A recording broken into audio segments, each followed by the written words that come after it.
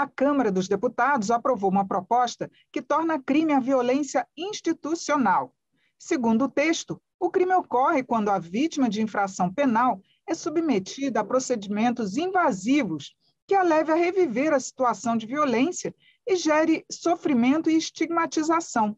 Quem vai explicar melhor a futura lei é a relatora da proposta, deputada professora Dorinha Seabra Rezende, do Partido União de Tocantins. Bem-vinda, deputada. Obrigada, Regina. Na verdade, esse projeto, aqui aprovado já na Câmara, foi ao Senado e volta agora para a sanção presidencial, ele faz parte de um grande conjunto de legislações que foram aprovadas no combate à violência contra a mulher. Mas ele dá um passo muito importante.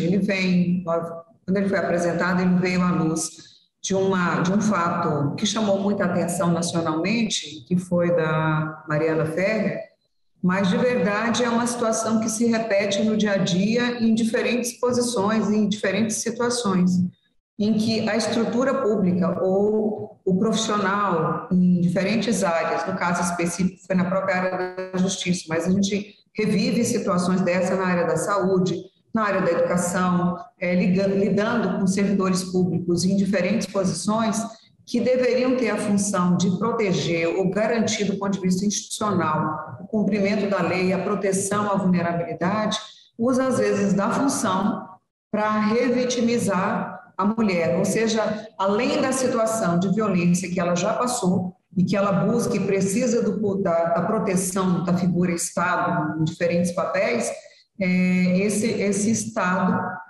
provoca, aumenta ou causa novas situações de vitimização e de violência. Então, por isso, dá um passo extremamente importante. Nós sabemos que é um processo de aproximação do ponto de vista legal, ainda é muito novo o próprio tema, e nós entendemos que foi um grande avanço, embora o texto ainda precise avançar.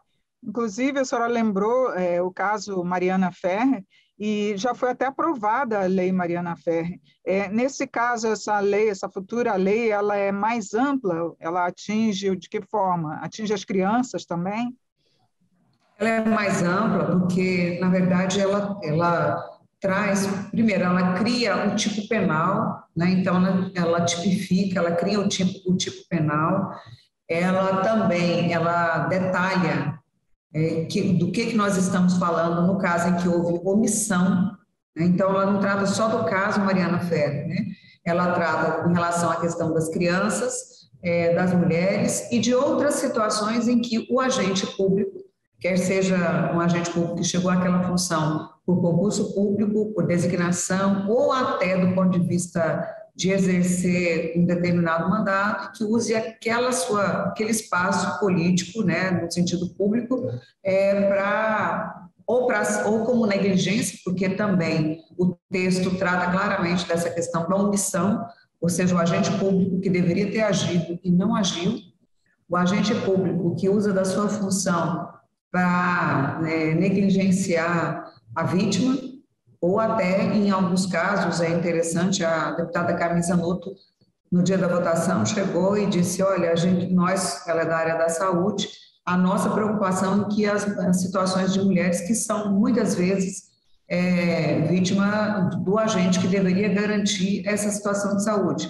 Quantas situações, eu fiz parte de algumas comissões e na Secretaria da Mulher também, junto com a Procuradoria da Mulher, quantas situações chegou até a Secretaria da Mulher de agentes públicos que, ao colher um depoimento de uma mulher que foi vítima de estupro, de violência, de ataque, e que, ao colher o depoimento, ao submeter a mulher a um exame para verificação da situação de violência, de estupro, ele próprio causa ainda maior violência, ele debocha, ele afirma que a mulher deu causa, que ela se vestia inadequadamente, que também ela estava provocando uma determinada situação. Quantas vezes a justiça deveria ter agido e não age, ou age justificando e protegendo o agressor? Então, a lei é muito mais ampla, ela tipifica, ela aumenta a pena,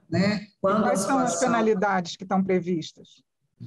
Na verdade, o próprio agente público ele pode dar causas, isso vai, inclusive, foi um dos pontos que deve ser regulamentado, da perda do cargo, da pena, né, de detenção, e o que eu acho que é mais importante é a provocação às estruturas públicas da regulamentação, porque como é um tipo penal criado agora, em que coloca a situação o termo é usado, inclusive, para situações que muitas vezes são levadas pelo agente público de maneira desnecessária, causando o constrangimento à vítima. Tanto pode ser por omissão, quanto pode ser por constrangimento, ou, inclusive, agindo, né, com a força do cargo que o agente público tem, fazendo esse constrangimento e negando o direito à vítima.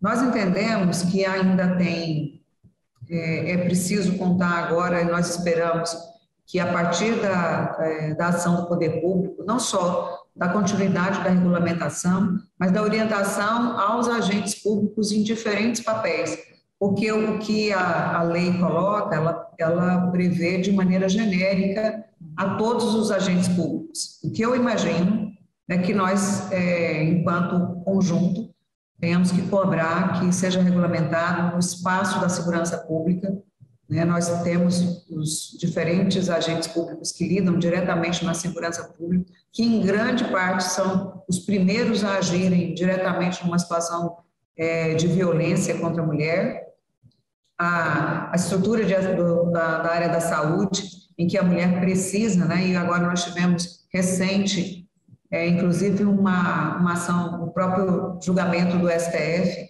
colocando, no caso da mulher que foi dado por uma lei que nós aprovamos, poderes para esse agente de segurança em diferentes locais, que possa agir, porque a rapidez, Regina, na atuação da autoridade pública faz diferença, porque muitas vezes a morosidade, numa situação em que a mulher sofreu violência e que existiu uma morosidade, existe uma omissão, infelizmente, não poucos casos, acaba ampliando a violência, inclusive em alguns casos chegando à morte da mulher ou até da criança, né? Como é uma situação de vulnerabilidade, e o poder público, de maneira omissa ou negligente, deixa de agir, o que leva ao agravamento da violência.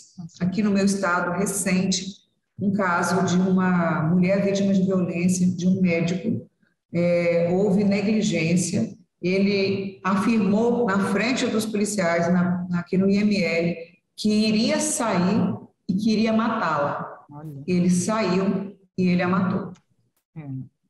E é um exemplo do que nós estamos dizendo. Por que é muito importante o caráter educativo do processo punitivo? Né? Porque quando você cria caminhos para que a lei seja cumprida e você mostra a efetividade, você também provoca, além das instituições públicas de se mexerem, se organizarem, criarem rotinas, roteiros, orientando o agente público, você dá rapidez a esse cumprimento, faz diferença. Na discussão no plenário lá, eu ouvi de alguns colegas que são ligados à segurança pública dizendo: os nossos colegas vão se sentir muito constrangidos, com receio de agir. Na verdade, o princípio da lei é ao contrário, ele dá rapidez, precisa orientar o quanto faz diferença o cumprimento, a rapidez na ação e o que eu acho que é importante, a organização em rede, para que os diferentes agentes públicos respondam rapidamente. Tá certo.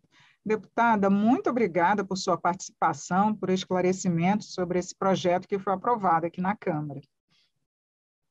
Eu agradeço, e a informação faz toda a diferença para que a mulher saiba como ela deve buscar e como os agentes públicos podem, né, aprimorar o seu trabalho de maneira rápida para impedir, né, o crescimento da violência contra a mulher. Eu conversei sobre a definição do crime de violência institucional, aquela submetida a quem já foi vítima de um crime, Foi com a relatora da proposta, a deputada professora Dorinha Seabra Rezende, do Partido União Brasil de Tocantins. Eu sou Regina Assunção, agradeço a sua audiência. Até a próxima.